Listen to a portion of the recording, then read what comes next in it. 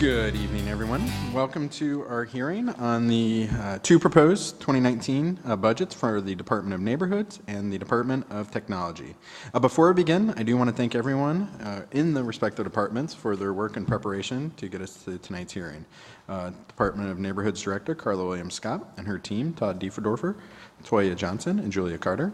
And then we will eventually segue to the Department of Technology Director Sam Orth and his team, Pam O'Grady, Tom Diamond, Gwen Acrobito, and Rick Wagner. Thank you all for being here this evening. I'd also like to thank members of the public for taking the time to come down to City Hall and those tuning in from home to learn more about our City Council and mayoral operating budget process. I do wish to remind those members of the public who wish to speak to please fill out a speaker slip before the public testimony portion of the hearing. The purpose of today's hearing is to review and comment on the proposed 2019 budgets for the Department of Neighborhoods, followed then in our agenda by the Department of Technology's proposed budget, both of which are available to the public online at www.columbus.gov/finance. This hearing is also available to the public on the columbus.gov YouTube channel and is currently streaming live online on the CTV website and broadcasting on Spectrum Cable and WOW on Channel 3 and AT&T UVerse, Channel 99. Director Williams-Scott, are you ready? I will now turn the hearing over to you. Good evening, and thank you, President Pro Tem Stinziano. Again, I'm Carla Williams-Scott, Director of the Department of Neighborhoods. And in 2018, the Department of Neighborhoods has 46 employees with a total budget of $8 million. Staffing includes 44 full-time and 2 part-time employees for a total of 46. The 2019 budget of just over $11.1 million will include 46 full-time and 2 part-time employees for a total of 48 employees. 2 full-time neighborhood liaison positions will be added to our neighborhood and agency program services. The addition of 2 full-time neighborhood liaisons will increase our ability to connect with organizations which include the 100-plus civic associations and block watches and our 19 area commissions. We have a possible 2 new area commissions that will come online in 2019, which would then make us have a total of 21 area commissions. Funding for our New Americans program continues to assist with the assimilation of those individuals recently arriving in Columbus from other countries and those for whom English is not their first language. This funding and support will include translation and interpretation services, and our New Americans Leadership Academy will hold 2 cohorts in 2019. Our New Americans Leadership Academy offers leadership development and training to underrepresented New American youth and young professionals in an effort to increase civic engagement from our New American community. I'd also like to share with you that last week we completed the inaugural cohort of the New Americans Leadership Academy. This group was comprised of 21 individuals from 16 countries. Over the next several months, Department of Neighborhood staff will assist them with opportunities to get involved in community organizations such as our area commissions, civic associations, block watches. Also in 2019, support will continue for the Columbus Neighborhood Community Grants, also known as our CNCG grants, and the community-wide MLK and Black History programs. Support of My Brother's Keeper program continues to address opportunity gaps for boys and young men of color. We have $20,000 allocated for that program. The Department of Neighborhoods is continuing to work in collaboration with the Neighborhood Design Center to engage the Hilltop community and other community partners to align our resources to develop a comprehensive community plan for the Hilltop, similar to the planning process that we spent over the last 18 months working in the Linden community. The One Linden plan was completed in September and released in October of this year. With council support, our budget will also include $325,000 to support the neighborhood and community planning process in the Hilltop and begin implementation of the One Linden plan. $5.4 million will be allocated to the Neighborhood Crisis Response. Neighborhood Crisis Response is one of the initiatives under the Comprehensive Neighborhood Safety Strategy implemented in 2018 by Mayor Ginther. The Comprehensive Neighborhood Safety Strategy is a multifaceted, cross-departmental approach to address neighborhood safety, focusing on physical and social deterrence to crime. Investments being made as part of the neighborhood crisis response are informed by learning from other elements of the safety strategy, including safe routes to school and community input from the One Linden Plan. $5.4 million allocated for neighborhood crisis response will include investments in gap sidewalks, lighting, park amenities, and other improvements to the built environments that directly, we hope, will directly reduce crime and change the built environment in ways that contribute to increased safety in our neighborhoods. The design RFP will be awarded in December 2018, and work will be scheduled to begin in the summer of 2019. This effort will be funded by Community Development Block Grant dollars. All neighborhood crisis response funds will be used for safety-related public improvements projects in South Linden, the Hilltop, and the South Side. At this time, I would also like to thank the members of my team, Deputy Director Todd Diefendorfer, Assistant Director and Fiscal Officer Julia Carter, and Assistant Director of Community Engagement and Neighborhood Services, Toya Johnson, for their work in helping to prepare our Department of Neighborhoods budget.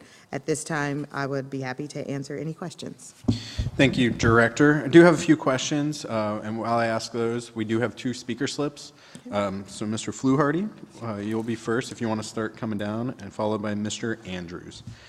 You mentioned, Director, the funding for My Brother's Keeper is going to be consistent with what we had in 2018. Curious if there's any additional work that's being done. You and your team did a great job with what I participated in, that kind of day of action, and just wondering, are there any initiatives or work to pursue additional grants or funding outside of the 20,000? Absolutely.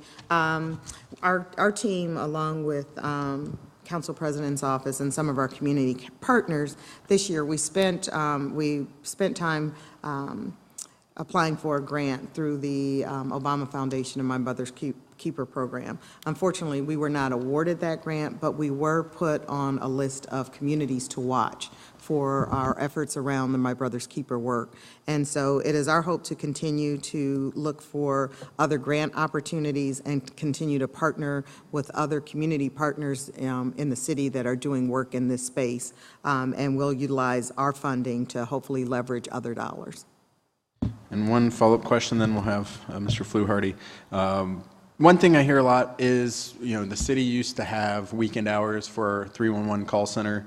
I know residents can go online, can leave voice messages. Is there any discussion or any reconsideration now that our budget's a little better placed than it was when cuts were made to those weekend hours for extending 311 hours or weekend opportunities?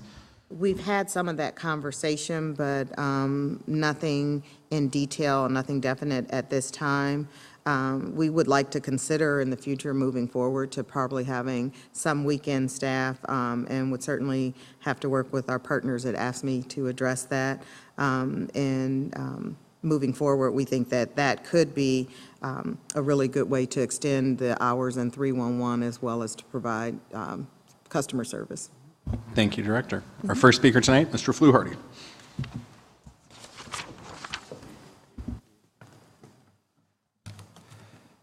Thank you, Councilmember Stinziano.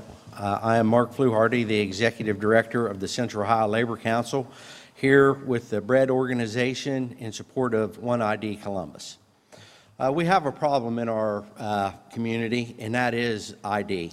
Thousands of residents in our city continue to live in the shadows because they find it difficult or impossible to obtain ID cards that are recognized by police and other departments of local government. In fact, you can see I had to have ID to get in here, right? These residents include victims of domestic violence, foster children, low-income, elderly persons, undocumented immigrants, transgender residents, the homeless, and others.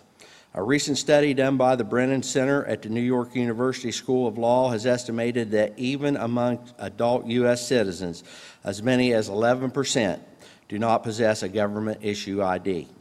Factors that could prevent someone from obtaining a state ID or license include moving and losing identification cards, homelessness, not having the funds to obtain or replace the documents needed to obtain traditional identification, such as a birth certificate and more. This affects all kind of demographics in our city. And a solution, I believe, or we believe, is a municipal identification card. This is a photo identification card issued by local government for all of its residents. This card is helpful for providing identity and can connect residents to service, programs, and benefits.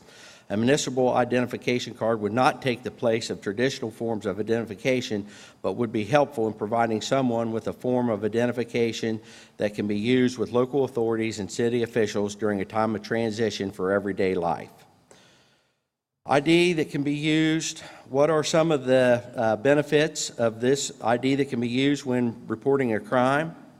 An ID for opening bank accounts, a means of obtaining discounts at businesses or cultural institutions, an access or discount card for public transportation, a library card, a pass to access city parks, access to multiple municipal buildings which require ID, such as public schools attended by one's children and city government offices, and a means of access to city services, and also, last but not least, the ability to vote.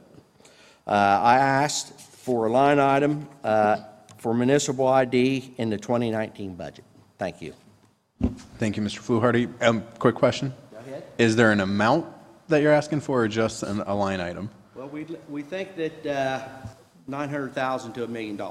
Okay, thank you very much. Next speaker is Mr. John Andrews.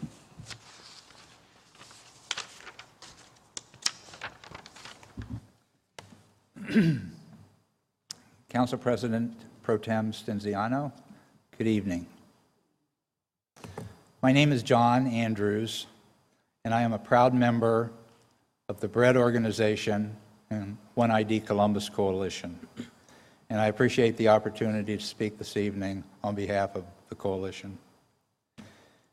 In a statement during the public comments period of the city budget hearing on November 27th, the One ID Columbus Coalition pointed out the unique opportunity to combine the coalition's municipal ID initiative with the Smart Columbus plan to develop a smart card or mobile app that will facilitate residents' access to first mile, last mile transit options that require passenger identification. Copies of that statement have been provided to all members of the Columbus City Council. It is anticipated that the municipal ID feasibility study, commissioned by Council and due to be completed by December 31st, will include data from other cities that will provide additional clarity as to the financial investment necessary for assuring a viable and effective ID program. Furthermore, One ID Columbus has some ideas for adapting a proven strategy from another highly successful local ID program that could, in the long run, provide the city with a continuing revenue stream based on the use of municipal ID cards for cashless purchases at retail outlets. We look forward to the opportunity to discuss these ideas with Council more thoroughly in the weeks ahead.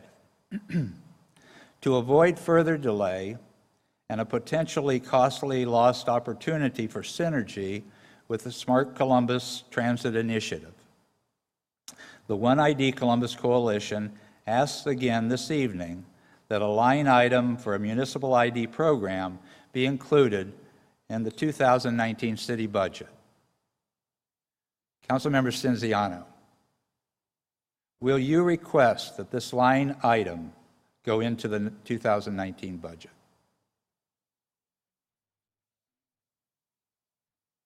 Is that the end of your testimony? Yes, sir. Okay. And thank you. Thank you, Mr. Andrews. So, as you mentioned, I think we're waiting to see what the report comes back. The One ID Coalition knows I continue to be very supportive and look forward to continuing to work together in terms of making a specific amended request.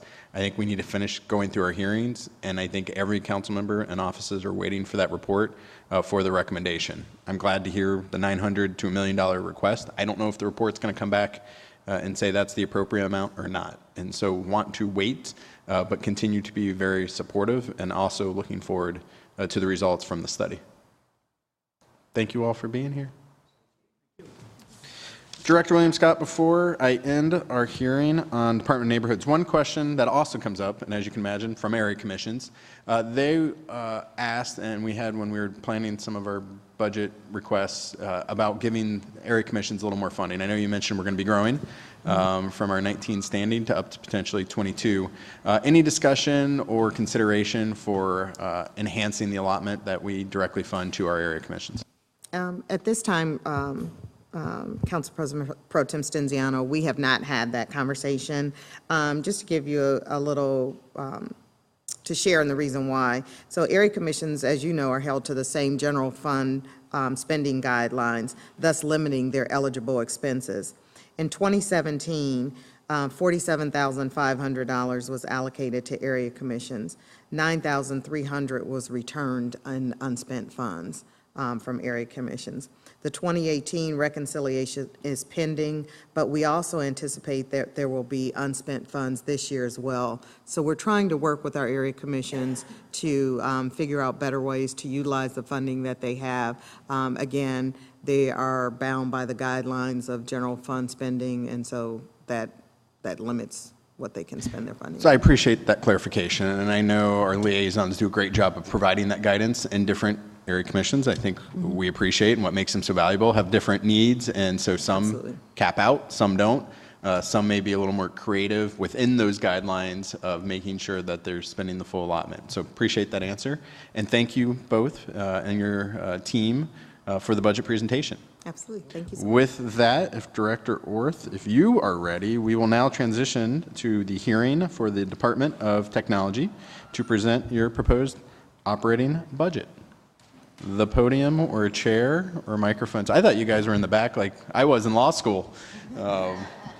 Instead, you're giving deference. When you're ready, Director, I'll go ahead and get the started. hearing is all yours. While they're moving up.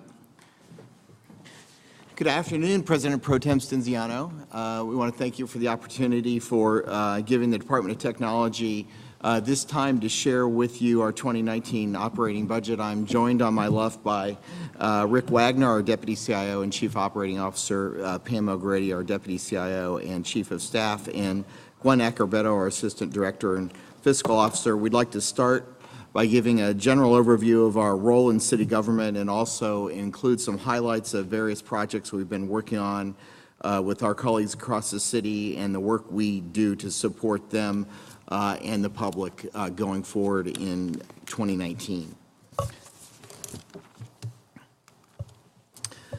First and foremost, the Department of Technology's primary mission is supporting agencies across the city and using technologies to serve the citizens, residents, and businesses of Columbus and Central Ohio.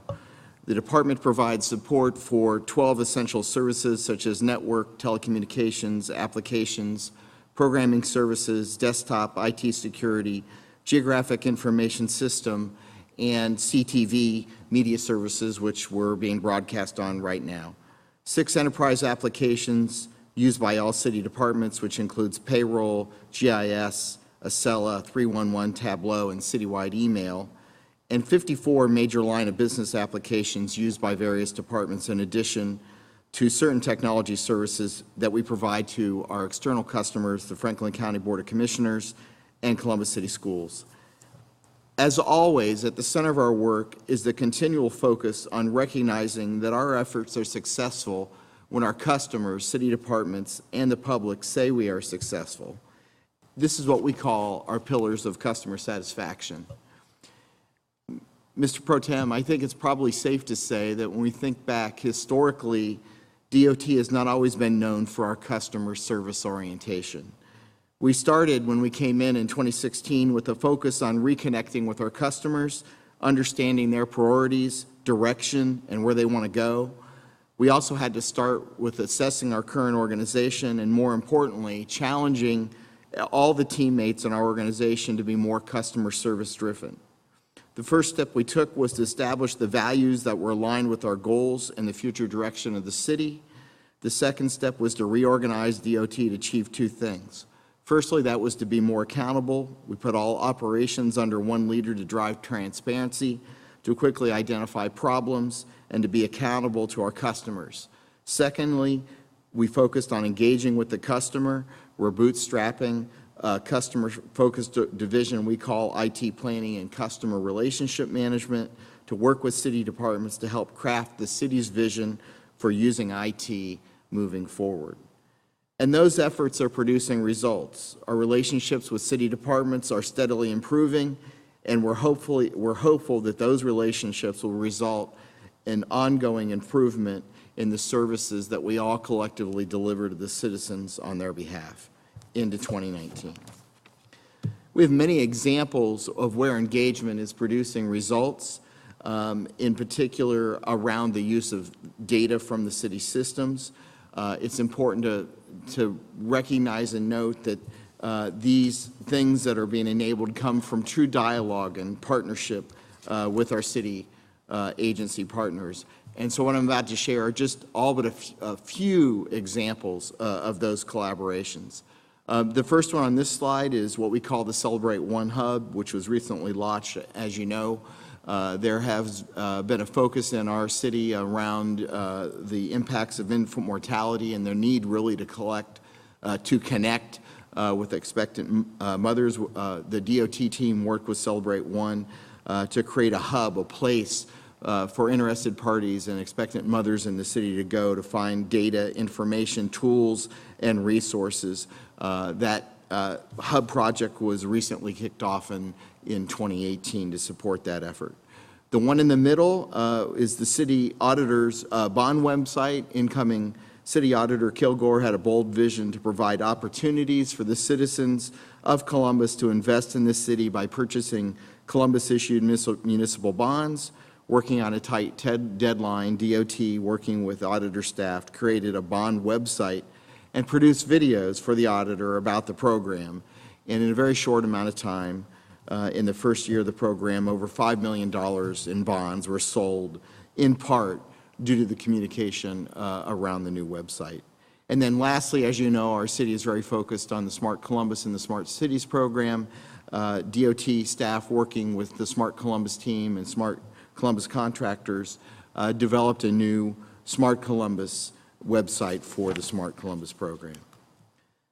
So as I said before, and part of our assessment is a focus of ongoing improvement in addition to staying connected and collaborating with our customers. We're constantly focused on continual improvement, and moving forward, I'd like to touch on several of the key focus areas for DOT in 2019. Firstly, we'll continue our focus and implementation of our IT service management capabilities.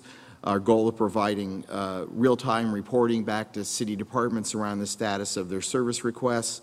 We'll be implementing a new customer self-service portal so that city departments can submit service requests directly to us online anytime, either directly through the portal or also by email. And we'll also be publishing the first IT service catalog for the department in 2019. As always, one of the things that we focus on as a core resource is the Columbus Fiber Network. Columbus benefits from having one of the largest municipal fiber networks in the country. We continue to expand the access to and availability of the fiber network. We continue to grow that fiber network across the region. We use it to service all city buildings and city departments. As part of the body-worn camera program in 2016 and 2017, our focus was on ensuring that fiber was connected to all police stations. Our focus in 2019 will be on fire departments. We're also going to be focused on connecting certain recreation centers. For example, in Linden, focus will be on connectivity for recreation centers for Linden and other recreation centers in 2019. And then, as always, we continue to promote the availability of the fiber program for public use in order to expand broadband capacity and lower-cost broadband options for our residents, to enhance economic development and to locate businesses who need high-capacity broadband connectivity in the increasingly high-tech work that's done here in Central Ohio. Another major focus for us in 2019 will be the modernization of the city's main data centers and infrastructure to provide computing services across the city. The city operates 2 data centers. The management and operation of those data centers includes over 1.85 petabytes of information.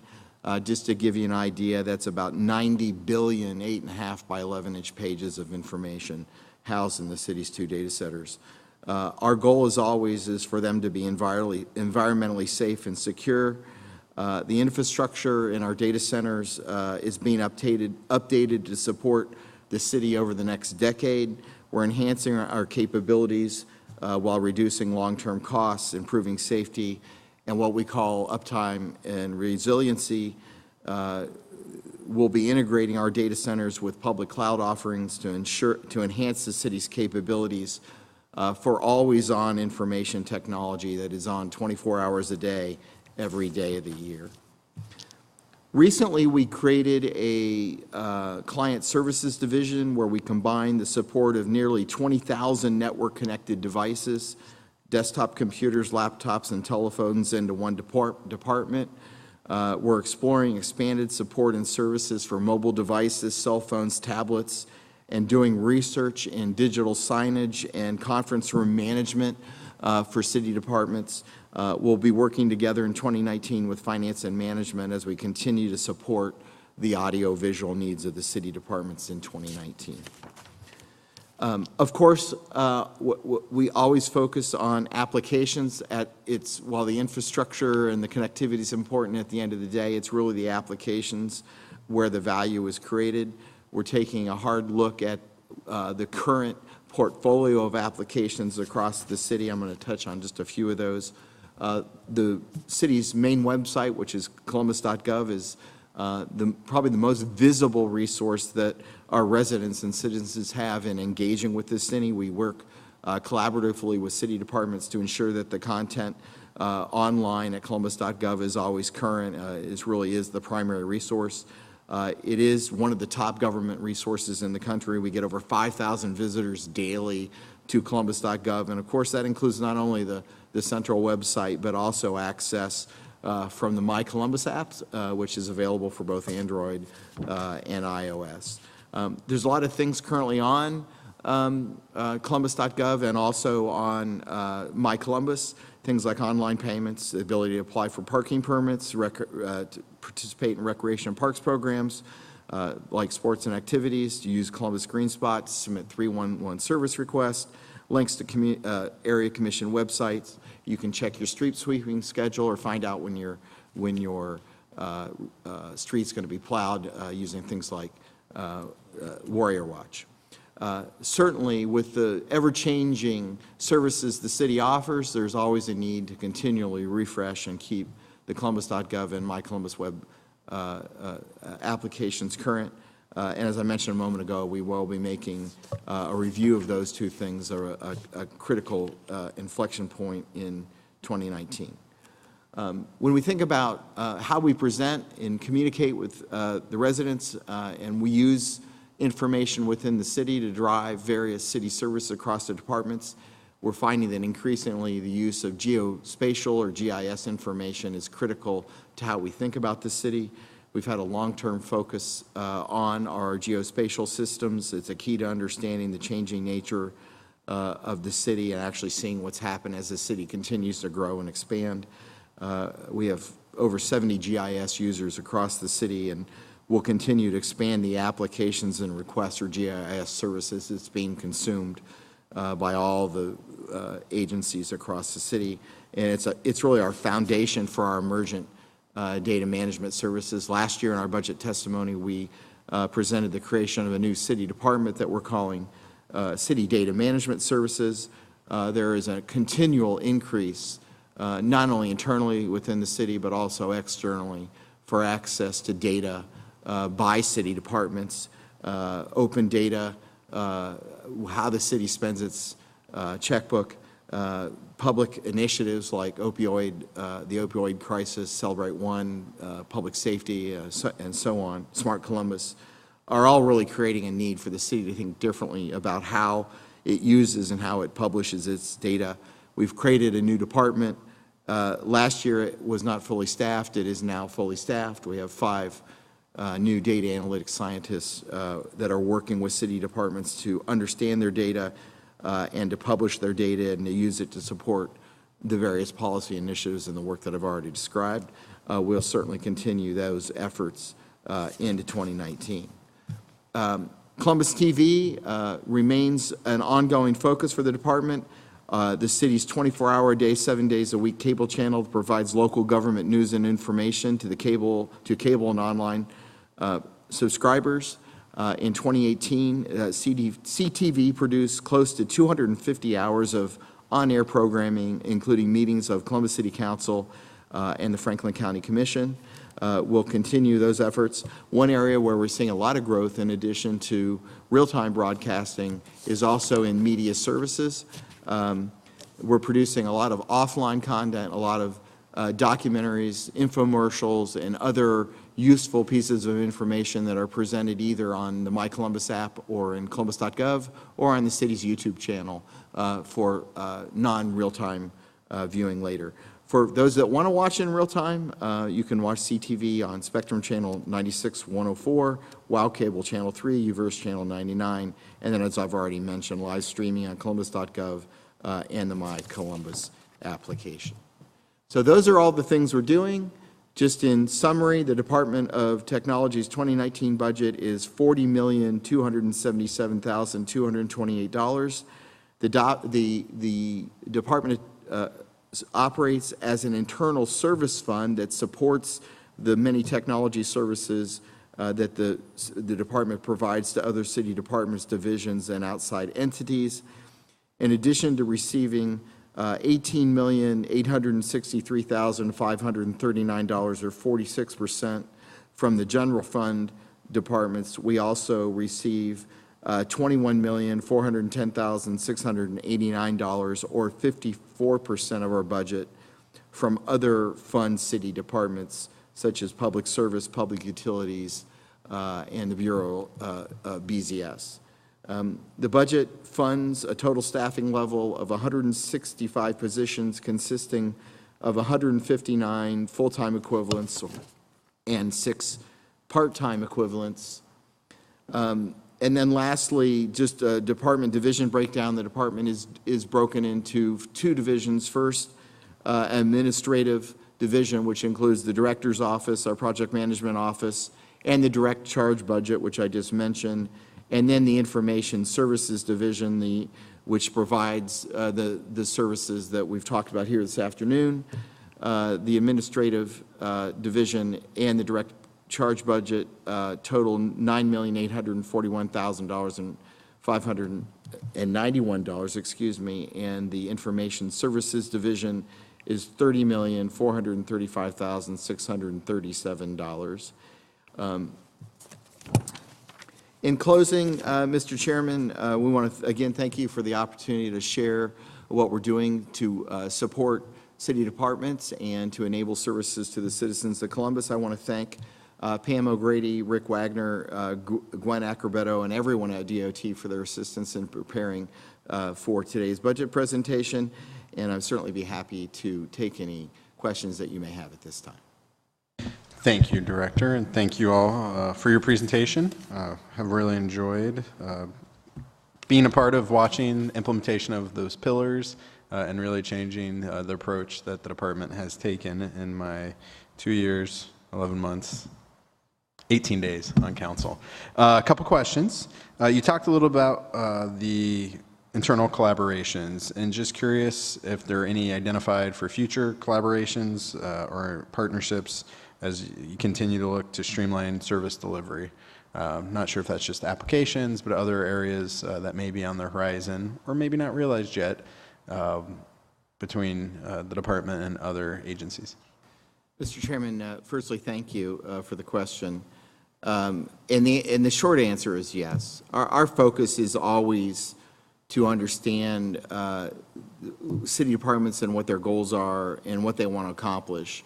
But when we have those dialogues and those discussions, and we're looking for solutions to enable whatever the outcome is that they want to accomplish, the first thing we typically do is we look internally. We look to see what resources we have. We look to see what systems we have, whether it's things in the data center, whether it's applications, or whether it's data. We look to our staff. We look to see what resources we have, what resources the city departments have. And if we can find a way to use existing resources to solve whatever it is they want to accomplish, that's the starting point. And to the extent that we have something that can be of benefit to them, it allows them to move quicker, and it potentially saves the city money because we're not acquiring a new system. Now, sometimes it means we have to buy more software, we need to buy more licenses or whatever it might be. But certainly if we can enable an outcome for them, we're always going to look to what we've already got.